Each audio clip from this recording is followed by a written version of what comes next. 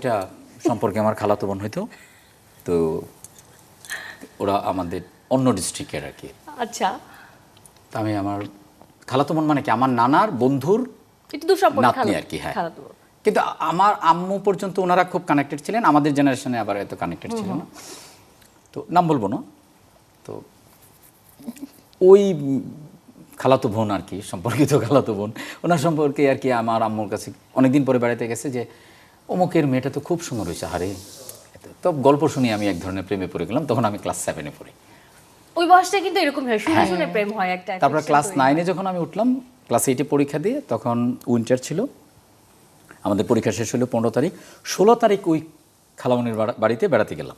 আচ্ছা, আসলে বেড়াতে যাওয়ার উদ্দেশ্য ছিল এটা আর কি, দেখতে যাওয়া না, দেখতে যাওয়া।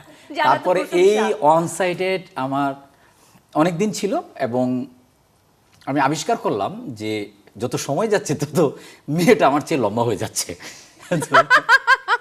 তো আমার এক বছরের জুনিয়র ছিল, এক ক্লাস জুনিয়র ছিল। তো আমার মনে হয়েছিল যে না, এটা আর তাহলে হবে না।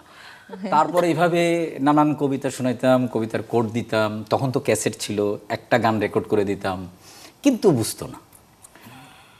ফাইনালি আমার কাছে মনে হয়েছিল, আমি যখন ইন্টারমিডিয়েট পাস করার পরে ইউনিভার্সিটিতে ভর্তি হইলাম, তখন মনে হলো যে আই গট সামথিং, এইটা আমি শো করতে পারি যে আমি তখন এই।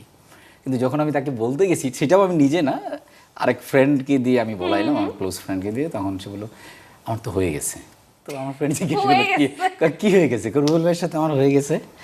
তো বলে যে না, তোমাকে তো জীবন পছন্দ করতে। বলে যে উনি অনেক দিন বলছে যে খালি আমাকে, আমার সাথে খালি একটা সিরিয়াস কথা আছে, উনি আর কথাটা বলে নাই। তো এরকম প্রচুর ঘুরাইছে। তো ওইটা নিয়ে আমি পরে প্রোডাকশন করছি দুইটা, সিরিয়াস একটা কথা আছে এবং সিরিয়াস কথার পরের কথা, যেটাতে মুশারফ ভাই অ্যাক্টিং করছিল। ও দ্যাট ওয়াজ মাই স্টোরি।